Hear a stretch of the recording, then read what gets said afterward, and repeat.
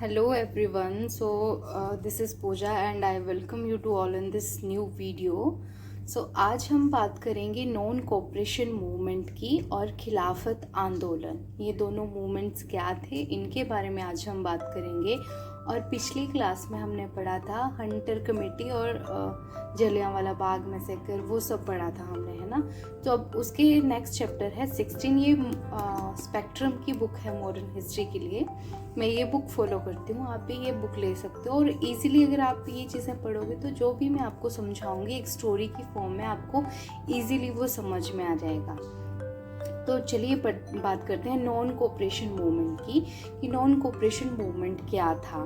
देखो, non cooperation movement जो था वो 1 अगस्त 1920 को इंडियन नेशनल कांग्रेस ने under the leadership of Mahatma Gandhi launch किया था, है ना। और महात्मा गांधी जी जो थे वो मेन फोर्स थे behind the non cooperation movement.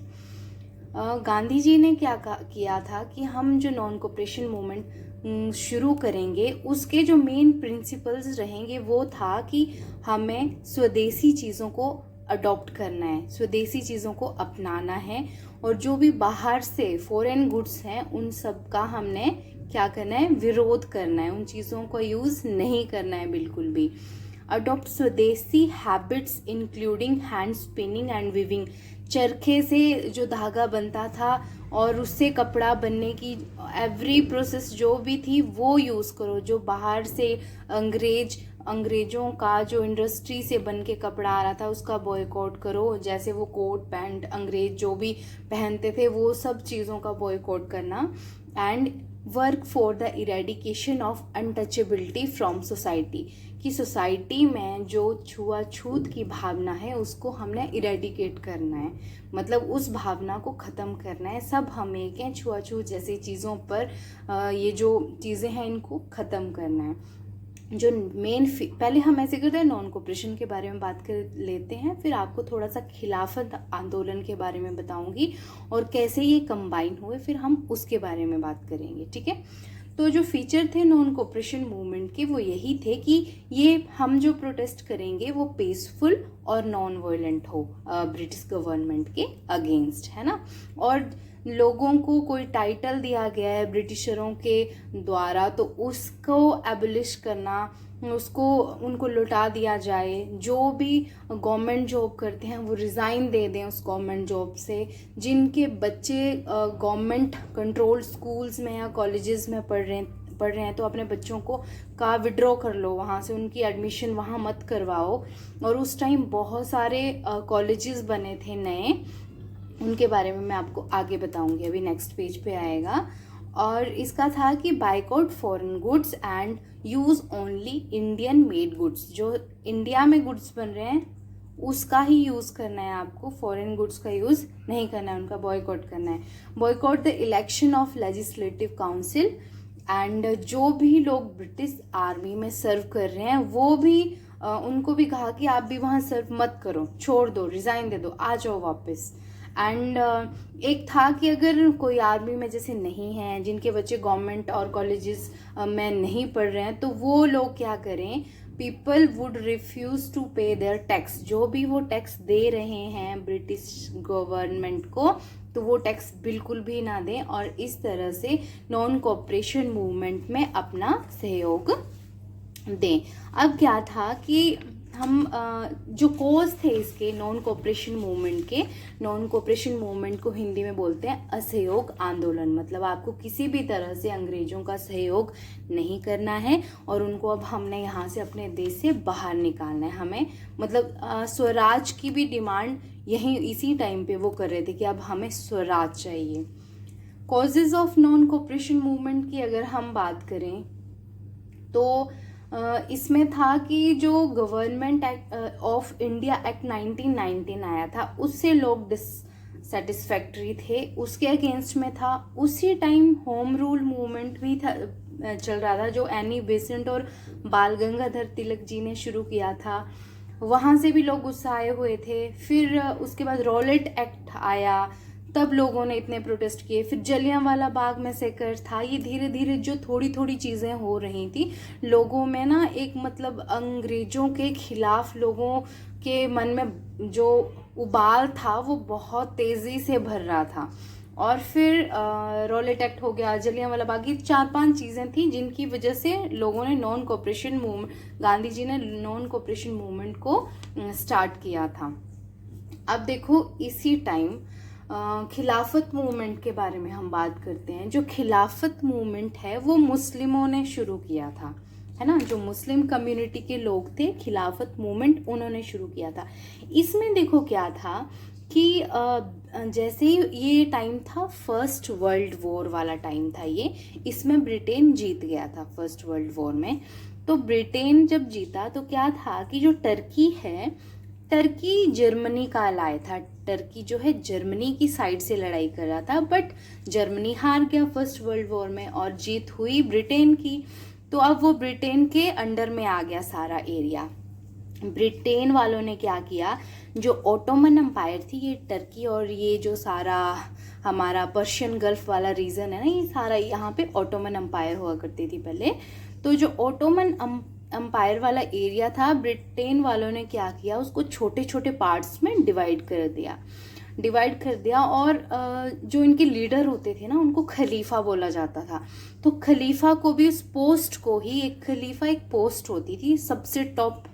जैसे समझ लो इंडिया है तो हमारे प्राइम मिनिस्टर सबसे बड़े हैं ना, प्रेसिडेंट सबसे बड़े हैं, तो उसी तरह से खलीफा जो थी एक बहुत बड़ी पोस्ट होती थी इन मुस्लिम की कम्युनिटी में, मुस्लिमों की। तो अंग्रेजों ने क्या किया, जैसे ही वो जीते फर्स्ट वर्ल्ड वॉर में, उन्होंने जो खलीफा है उसको भी रिमूव कर दिया और कोई भी पावर्स उनके पास नहीं छोड़ी। अब क्या होता है कि जो अली ब्रदर शौकत अली और मोहम्मद अली जो थे, उन्होंने स्टार्ट किया था खिलाफत movement against the British government. India के जो मुस्लिम थे वो चाहते थे कि जो हमारे सेक्रेड प्लेस हैं, लाइक इनका मुस्लिमों का जैसे मक्का मदीना है, तो वो अब जैसे सऊदी अरेबिया में है, आता है ना। तो उनका मुस्लिमों का कहना था कि जो हमारे सेक्रेड प्लेस हैं उनके ऊपर जो हमारे खलीफा हैं उन्हीं का ही राज होना चाहिए। और लेकिन ब्रिटिशर ने क्या किया, खलीफा का जो पोस्ट थी वो ही ख़त्म कर दी और टर्की वाला जो ओटोमन एम्पायर का जो भी पार्ट था उस सबको छोटे हिस्सों में ब्रेक कर दिया। अब जो मुस्लिम थे इस चीज़ से बहुत ज़्यादा गुस्सा थे अंग्रेज़ों से, और उन्होंने इंडिया में एक प्रोटेस्ट करना शुरू कर दिया जिसका नाम रखा खिलाफत इशू, खिलाफत मूवमेंट। ये मूवमेंट जो था ये 1919 से 1924 तक चला। एक खिलाफत कमेटी बनाई गई 1919 में, ऑल इंडिया खिलाफत कमेटी, और इसके जो लीडर थे वो थे अली ब्रदर्स, और इसमें और भी कुछ लीडर्स थे जैसे मौलाना अबुल कलाम आज़ाद, अजमल खान, हसरत मोहानी, है ना। ये क्या कर रहे थे, इनको था कि हमें ब्रिटिश गवर्नमेंट को फोर्स करना है, जो ब्रिटिश गवर्नमेंट का एटीट्यूड था टुवर्ड्स टर्की, कि वो उस एटीट्यूड को चेंज करे। मतलब ना ही हमारे खलीफा की पोस्ट को इरेडिकेट करे, और ना ही उनको था कि जो टर्की को छोटे छोटे हिस्सों में डिवाइड किया। उनका कहना इतना था कि जो हमारे मक्का मदीना वाला जो एरिया है, सऊदी अरेबिया वाला, एटलीस्ट उसको तो वो ओटोमन एम्पायर में रहने दें। अब देखो इस तरह से ये दोनों मूवमेंट चल रहे थे इंडिया में। अब गांधी जी ने देखा कि ये गोल्डन अपॉर्चुनिटी है हिंदू और मुस्लिम्स को यूनाइट करने के लिए, क्योंकि जो मुस्लिम थे वो भी अंग्रेजों के अगेंस्ट ही प्रोटेस्ट कर रहे थे, और हिंदू भी अंग्रेजों से ही दुखी थे, वो भी अंग्रेजों के खिलाफ ही प्रोटेस्ट कर रहे थे। अब क्या होता है कि दिल्ली में कॉन्फ्रेंस हुई, ऑल इंडिया खिलाफत कॉन्फ्रेंस, जिसके जो प्रेसिडेंट थे वो गांधी जी थे। ये नवंबर 1919 में हुई, और इन्होंने क्या किया कि मतलब हम जो नॉन कोऑपरेशन मूवमेंट है और जो खिलाफत मूवमेंट है उसको कंबाइन कर देंगे, और फिर एक मास प्रोटेस्ट करेंगे फिर अगेंस्ट द ब्रिटिशर। तो जो नया नाम आया इस प्रोटेस्ट का वो था द नॉन कोऑपरेशन खिलाफत मूवमेंट। फरवरी 1920 में a joint Hindu Muslim deputation was sent to the Viceroy to seek redress the grievance on the issue of Khilafat, but the mission proved abortive। देखो जब ये दोनों एक भी हो गए ना, तब भी अंग्रेजों ने अपनी तरफ से कोई कोशिश नहीं छोड़ी कि इनके बीच में फूट डाली जाए। बट गांधी जी बहुत मतलब एक एडवोकेट थे वो, और बहुत इंटेलिजेंट थे वो, अंग्रेज़ों की बात में नहीं आए। उन्होंने क्या किया, अंग्रेज़ों ने बहुत सारे लीडर्स को अरेस्ट करना शुरू कर दिया, बहुत मार काट, है ना, मार पिटाई, लीडर्स को पीटना, ये हर चीज़ वहाँ पे साइड बाई साइड चल रही थी। लेकिन गांधी जी ने जो अली ब्रदर्स थे उनको भी यही कहा कि जो हमारा प्रोटेस्ट होना चाहिए वो मतलब बिल्कुल नॉन वायलेंट हो और पीसफुली हो, तभी हम इन अंग्रेज़ों के अगेंस्ट कुछ कर सकते हैं। अदरवाइज अगर हम भी इनके जैसा करने लगे तो हमारे पास कोई भी क्लू नहीं रह जाएगा। अगर हम अहिंसा से अपना प्रोटेस्ट कर रहे हैं तो सबको पता चलेगा बाहर भी कि अंग्रेज़ों की असलियत क्या है ना। तो जो नॉन कोऑपरेशन खिलाफत मूवमेंट था, इसमें मतलब हर तबके के लोगों ने पार्टिसिपेट करना शुरू किया। जो बिजनेस क्लास के लोग थे उन्होंने भी बहुत मतलब इसमें भाग लिया और इकोनॉमिक बॉयकॉट किया, उन्होंने भी सपोर्ट किया गांधी जी को। और जो पीजेंट थे, किसान, तो इतना दुखी थे अंग्रेज़ों से, क्योंकि अंग्रेज़ों ने ना किसानों का एक तरह से खून चूस के अब हद कर दी हुई थी। टैक्स पे करो, ये करो, वो करो। तो किसानों ने तो बहुत बढ़ चढ़ के भाग लिया। जो स्टूडेंट्स थे उन्होंने बहुत बढ़ चढ़ के भाग लिया। इस टाइम जैसे मैंने बात की थी कि the newly open national institution like the Kashi Vidyapeeth, the Gujarat Vidyapeeth and the Jamia Millia Islamia and other accommodated many student, मतलब बहुत सारे कॉलेजेस नए खुले, नए स्कूल खुले, अराउंड 1800 के अराउंड स्कूल और कॉलेजेस नए खुले। और स्टूडेंट्स जहाँ जहाँ गवर्नमेंट, ये जो अंग्रेज़ थे इनके कॉलेजेस थे, इनके स्कूल थे, लोग वहाँ से, उन बच्चों ने वहाँ स्कूल जाना छोड़ दिया। जहाँ कोई अंग्रेज पढ़ाने आता था क्लास में, उस क्लास में बच्चों ने जाना ही छोड़ दिया, उस क्लास में जाते ही नहीं थे, बॉयकॉट किया एक तरह से। बट जो मिडिल क्लास थी, हम अगर मिडिल क्लास की बात करें तो मिडिल क्लास ने शुरू में तो साथ दिया, बट जब एंड में ये कहा गया गांधी जी के द्वारा कि अगर कोई भी गवर्नमेंट पोस्ट पे है तो वो उस पोस्ट को भी छोड़ दे, तो लोगों में ये भावना आना शुरू हुई कि हमारी कमाई का एक ही जरिया तो है, हम इसको कैसे छोड़ सकते हैं। तो लोगों ने अपनी नौकरियां नहीं छोड़ी और इतना मतलब सीरियस नहीं लिया इस प्रोटेस्ट को। बट जो राजेंद्र प्रसाद थे बिहार के और वल्लभ भाई पटेल जो थे गुजरात में, इन्होंने बहुत सॉलिड सपोर्ट प्रोवाइड किया इस मूवमेंट को, नॉन कोऑपरेशन खिलाफत मूवमेंट को। और फिर जो वुमेन्स थी उन्होंने भी मतलब बहुत बड़ा रोल प्ले किया। Women gave up purdah and offered their ornaments for the Tilak, जो तिलक स्वराज फंड था, औरतों ने अपने गहने बेचकर भी वहाँ मतलब उस फंड में कंट्रीब्यूट किया। जो हिंदू मुस्लिम यूनिटी थी ना, वो इस नॉन कोऑपरेशन खिलाफत मूवमेंट के टाइम में बहुत ज़्यादा देखने को मिली थी। आगे मतलब आगे के जितने भी प्रोटेस्ट होंगे आपको उसमें इस लेवल तक की यूनिटी देखने को नहीं मिलेगी। अब गांधी जी ने अली ब्रदर्स को भी, हाँ मैंने आपको बताया कि रिक्वेस्ट किया कि आप ऐसी स्पीच ना दें जिससे वॉयलेंस हो, आप नॉन वॉयलेंस और पीसफुल तरीके से इस प्रोटेस्ट को करवाने की कोशिश करें। अब ये हर चीज़ चल रही थी और इसमें क्या होता है, चोरी चोरा इंसिडेंट्स, उस एक इंसिडेंट्स की वजह से गांधी जी ने इस मूवमेंट को विड्रॉ कर लिया। तो क्या था चोरी चोरा इंसिडेंट्स? चोरी चोरा जो जगह है ये यूपी में गोरखपुर डिस्ट्रिक्ट में है चोरी चोरा। वहाँ पे क्या होता है कि 5 फरवरी 1922 को लोग जो थे वहाँ के वो प्रोटेस्ट कर रहे थे कि शराब की बिक्री के अगेंस्ट और हाई फूड प्राइजेस, खाना जो अनाज के दाम थे वो बहुत ज़्यादा थे, तो उसके अगेंस्ट में वो शांतिपूर्वक प्रोटेस्ट कर रहे थे। वहाँ क्या होता है कि पुलिस आती है और जो लीडर्स थे उस प्रोटेस्ट में, जो लीडर्स थे और जो वॉलंटियर थे उनको पीटना शुरू करती है, और इतना उनको पीटा और उन पे गोलियां चलाई जिसमें से बोलते हैं कि 3-4 लोगों की वहाँ पे डेथ हो गई। अब जो भीड़ थी, एक तो वो नॉन वायलेंट तरीके से अपना प्रोटेस्ट कर रही है, जब उन्होंने ये चीज़ देखी और उनमें मतलब इतना गुस्सा देखने को मिला। अब पुलिस वाले तो गिने चुने लोग थे, वो तो इतने ज़्यादा अमाउंट में लोग वहाँ इकट्ठे हुए थे।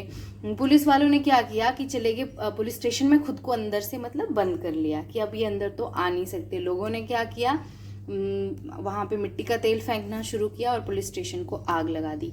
पुलिस स्टेशन को आग लगाई और जैसे वो आग लग गई पूरे पुलिस स्टेशन में, तो जो अंदर पुलिस वाले थे उन्होंने दरवाज़ा खोल के बाहर भागने की कोशिश की, तो उनको मार काट के पकड़ के फिर वहीं मतलब उन्होंने बाहर आने नहीं दिया और 22 पुलिसमैन जो थे वो वहाँ पे जिंदा जल गए। जब गांधी जी को ये बात पता चली तो गांधी जी मतलब एक तरह से गांधी जी को ऐसा झटका लगा कि हम इतने नॉन वायलेंट तरीके से चीज़ें कर रहे हैं और ये इतना बड़ा इंसिडेंस हो गया, क्योंकि अब जो ब्रिटिश गवर्नमेंट थी उसको तो इतना बड़ा पॉइंट मिल गया इस हमारे मूवमेंट को दबाने के लिए या हमारे प्रोटेस्ट को ख़त्म करने के लिए। तो गांधी जी ने क्या किया, इस मूवमेंट को वापस लेने के लिए बोल दिया गया कि जो जैसे ही ये चोरी चोरा का इंसिडेंस हुआ तो गांधी जी ने इस मूवमेंट को विड्रॉ करने का फैसला ले लिया।